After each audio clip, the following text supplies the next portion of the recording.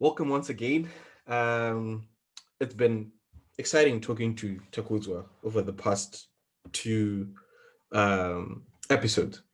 Yeah, The first one we talked about writing, and then we moved to what it takes to be a champion. But again, the idea is still on this concept of self-introspection. yes. And Takudzwa, you gave us an abbreviation that we're going to focus on. What's this abbreviation? Um, so we're gonna focus on what you call. Let me try it again. I Mm. think VIPs. I think VIPs sounds cool, right? VIPs. I mean, VIPs, VIPs. Yeah, VIPs. Yeah. VIPs is good. Yeah. VIPs. I think and that what that stands for is values, Thanks for what values, interest, interests, personality, and and strengths. strengths. Yeah. Yeah. Um, and I think the reason why this particular conversation is important is because um before we have any career discussion, before we talk about, I want to do this particular trade, or I want to be a footballer or whatever. Yeah. The first question is, who am I? Right? Exactly. Who am I? What do Exactly. I enjoy? What do I get my motivation from? Why does that thing motivate me? Right? And I think this particular, you know, model of thinking, which was introduced to us by Fiona Martin, who's one Yeah. of our advisors at the Shasha Network. You should Yeah. follow Fiona Martin. She's an amazing It's amazing. industrial psychologist. Mm. She talks a lot about these VIPs,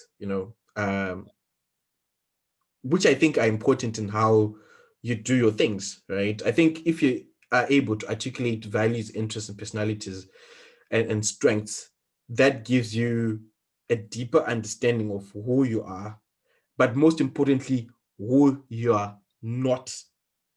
Exactly. That's very important. Yeah. Yeah. I feel like the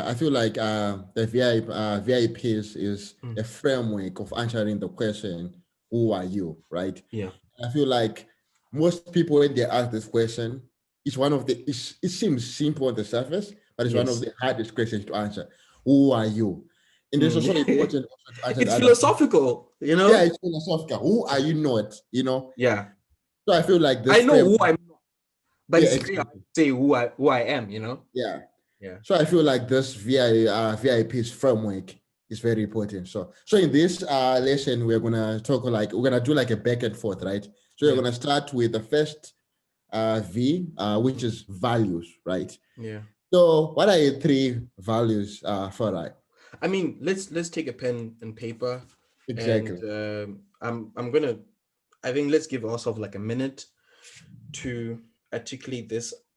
I've never been asked about my values and interests Exactly. in in school, even in college. It's been very rare. It's one of the hardest questions. So I feel like we take a minute to write about our values, right? Yeah, values and interests. Let me know when you're done. Okay. Just gonna grab a paper, another paper.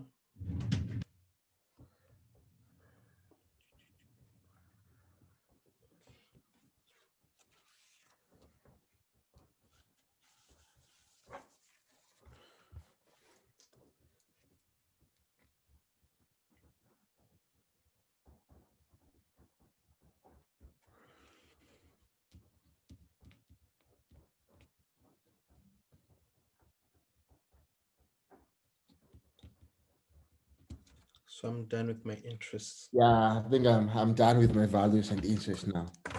Cool, cool.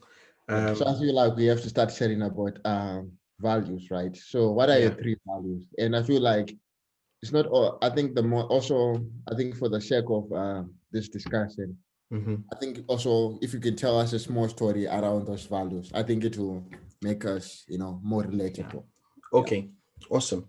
I think my number one value is courage, Yeah. and my second value is presence, Yeah. and my third value is discipline. Exactly. Wow. Uh, and I think the reason why I think these are interconnected is because throughout my journey, I I I got introduced to this idea of courage in primary school, because I went to this school called Dudley Hall School, and our hymn was Courage Brother. It was Courage Brother, do not stumble. Though thy path be dark as night, there's a star to guide the humble. And I always remember that from within, because we used to sing it every single day. And now I'm grown up, and we used to pray that night's prayer, Lord, be in my head, in my thinking, or Courage Brother, do not stumble. And this is a very old song. Yeah. And I think throughout my journey, I've had to have courage. I've had to have courage leaving Zim and going to South Africa, to ALA, and being in a different cultural, multicultural place, and going to Mauritius and leaving Mauritius and doing internships in Uganda and Kenya.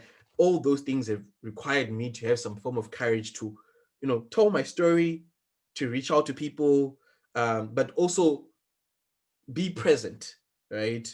Yeah. Be present and absorb, and then just have the discipline to continue working hard, because if you're going to go to the next stage of your career, if you're going to get the best outcome out of life, I think discipline is just important. I think from a character perspective, I think discipline is important. So I don't know, what about you? What are your values? Okay, so my values, my three values are written in the form of statements, right? So they're not one word, right? Okay. My first value is what you can see. It's called back to basics, right? Mm. Then the second one is it's not about you. And then the third value is the true north, right? Yeah. So I just want to kind of brief, like a brief description of what they mean, both their statements, right? Yeah. So back to basics. Back to basics is to about like, there are some values, right? Or there's this call to action, like no matter what you do, no matter what you achieve, right? Yeah. You always have to remember where you come from, right? Mm. So that back to basics is a calling for me to stay humble in whatever I do, right? And I feel like this value, I kind of grew up with this value, right?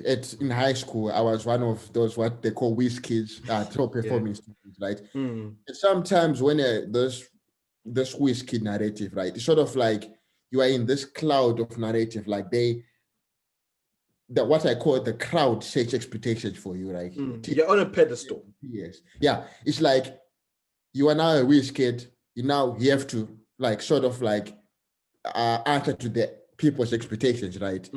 So for me, I was always like, no matter who I am right now, no matter what I achieve, that does not really define me as a person, right? In the end, I have to go back to basics, Yeah. And what would I be if I was not a whiz kid? What would I be if I did not have this number face? What would I be if I was not a Stanford, right? So that's the calling to back That's to back. powerful, man. That's very powerful. Exactly. It's like you remove all the fluff and all that society puts value on, and you're like, at the end of the day, I am just Takudzwa. Takudzwa Caitano, that's the basic. You are Takudzwa Caitano. You've come from a family. You're born on this day. Those are the basics. So it goes also to identity, right? The second thing is it is not about you, right? This is a core upon service, right? I remember when I was still in high school, right? I was president of this club called Leo Club, and our motto was we serve, right? Yeah. Meaning that in whatever we're gonna do, it's about service, right? So I remember some of the project that I did as a president was going to the villages and donated, right? For me, it was like every dollar I have, right? If I could give someone who doesn't have, they would make more impact, right? And I've carried this even in my work, right? For example, one of the companies that I'm associated with is called McKinsey, right? They have this motto which says that we have to serve clients above anything else, right? So this is just this idea that it's not about you. You have to sacrifice yourself and then do the best of others. And then the success of the others, right, will also become part of a success, right? Yes. And then not many people know this. Yes, exactly. Not many people know this, right? Because when you just surround success upon yourself, right, you're sort of like, the success is like everything is evolving around you, right? Even that things which are associated with the success, such as recognition, you won't get it because you are doing things for yourself, right? And then the last value is the true north, right? It's from the campus, right? So whenever your campus, the north is always the one which is constant, right? And this talks about what, there are always values that define you as a person, right? For example, I came here to United States, different culture altogether, right? So in as much I have an open mind to learn new things, right? There are always things that you're always gonna carry, that are always gonna define your true north.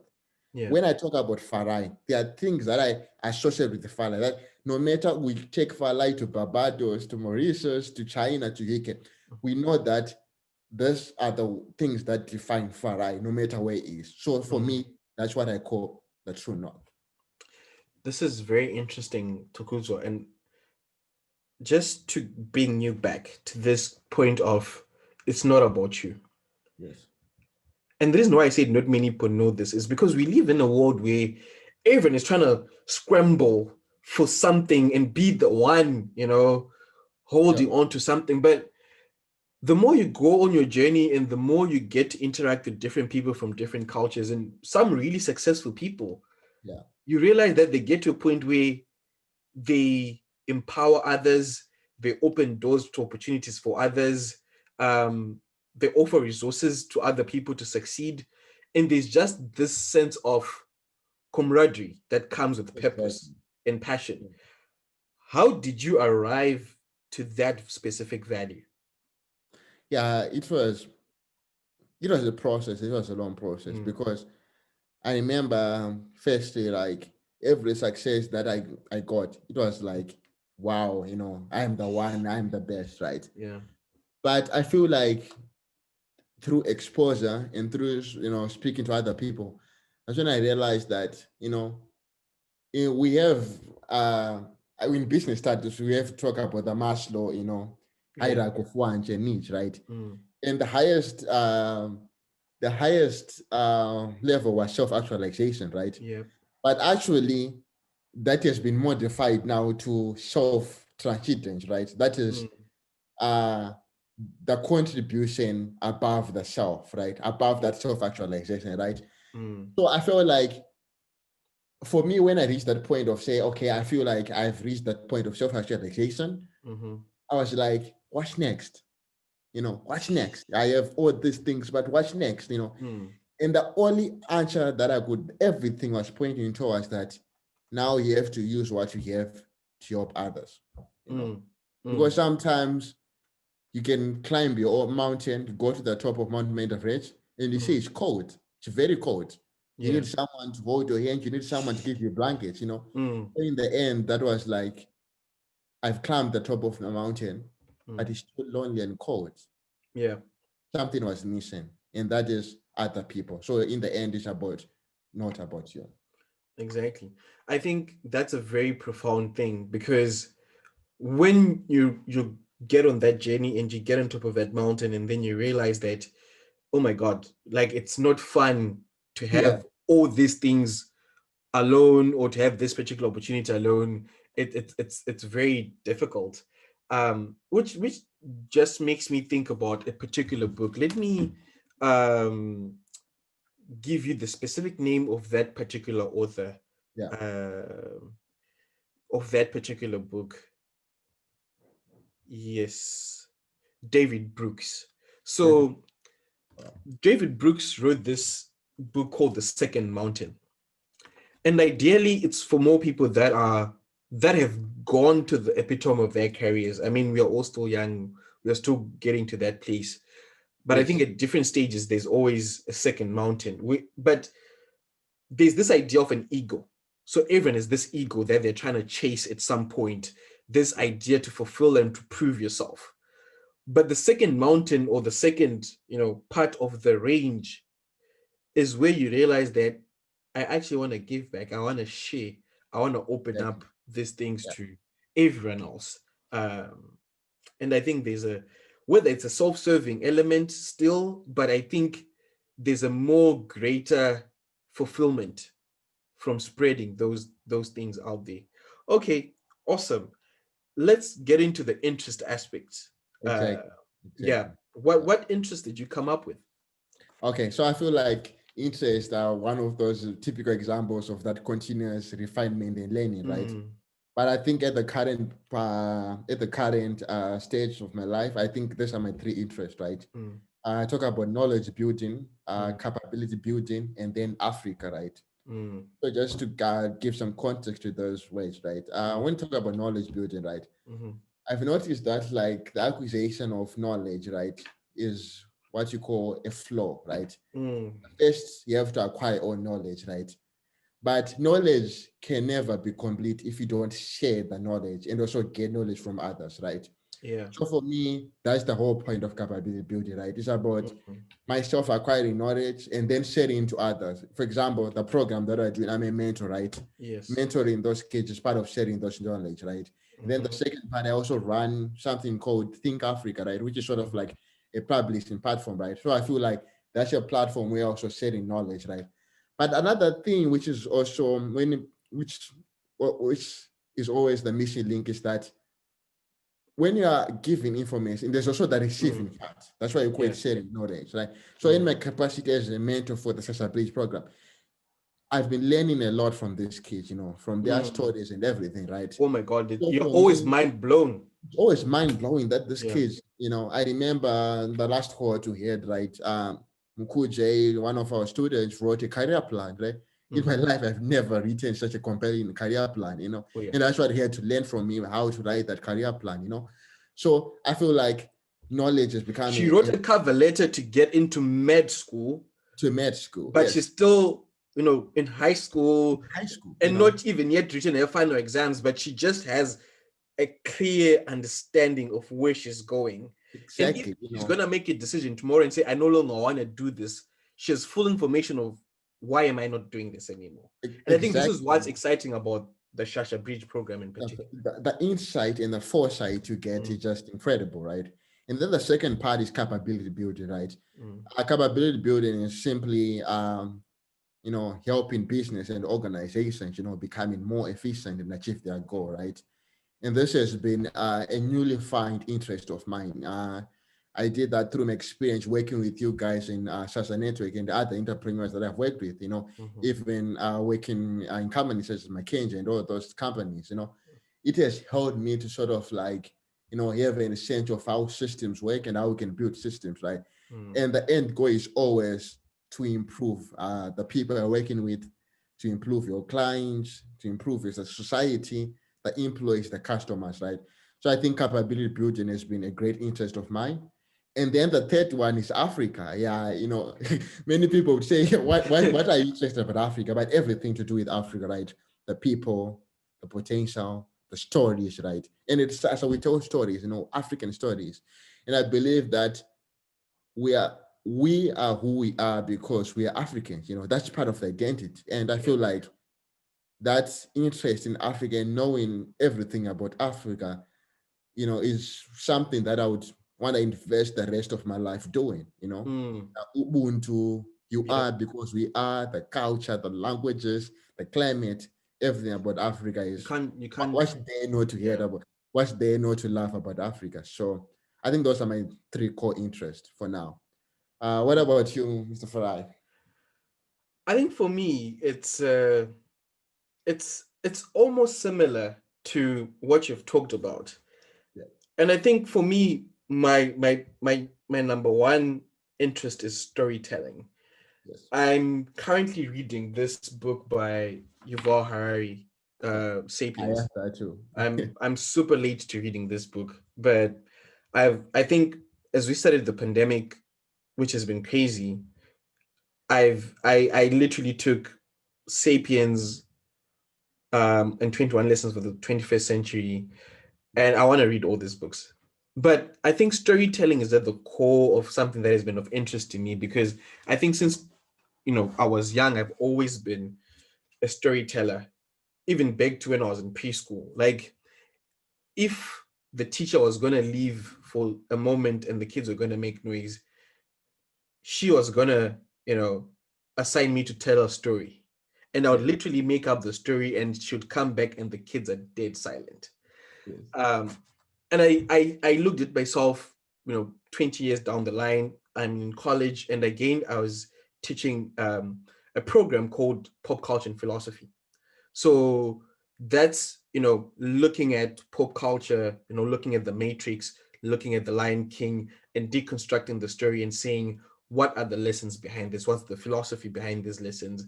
And I think when you look at stories and how they've been memorable and how they just last, we can build big cities, we can build Rome, we can build great Zimbabwe, but stories last throughout the ages. And I think the best construction you can ever do in your lifetime is to construct stories and to make stories, because that is what we survive on as a race. That's what makes us continue to have ideas of how to improve the future. Yes, we've got the evidence of the ruins and everything. It all falls through, but I think because of oral tradition, I think storytelling has been one of my biggest areas of focus. And I think that's why with the 100 Letter Project, it was all about getting the stories of all these young, brilliant people and saying that, brilliance is not, does not have to be isolated. We can bring together all these stories and weave them into make one fabric of beautiful stories from across Africa. So I think storytelling is one of those interests. And then the second one is culture. I have had the opportunity to work and stay or study in 8 countries. Yeah, well traveled. And I have realized that culture is very, it's very common, to be honest. Like there's no such thing as a authentic Kenyan experience. It's an African experience because it's influenced by what happens in Rwanda, in Uganda, in Southern Africa. Some of the words that we speak are from they have the same mother root, right? And it's all these different things which I still look at and I'm like, I'm super fascinated by the concept. So I'm always looking at culture. And I think this particular interest came because in 2018, I went and spent time in the Masai Mara, staying with Masai people and just getting to stay with people that have existed in nature for the longest with different survival mechanisms and different thoughts. That just made me appreciate people beyond the confines of my, privileges and my bubble. So culture always gets me to question and relate things. And I think the last one is education, and the most obvious one. How do we continue to develop people? How do we continue to learn? How do we continue to build systems of learning that allow, empowerment, like a real empowerment where people are able to create value and tap into their actual potential? So those are sort of like my areas of interest. Okay. So we've talked about values, we've talked about interest in detail, right? Mm-hmm. So the other, just to finish the VIPs, the other two part of the framework, we're not going into detail about them, we just have to mention them, right? Mm-hmm. Personality and strength, right? Yeah. So we're gonna have just 1 minute, right, to personality and strength, and then we're just gonna share them, right? And then afterwards we close this lesson. Yeah. I think let's save that for the next segment where we're going to talk about personalities and strengths. But we hope this is already a lot to digest, but you've definitely given me a lot of interesting things to think about with the values and ideas that you've brought up. Thank you so much. Okay, thank you so much. See you next lesson. Bye-bye.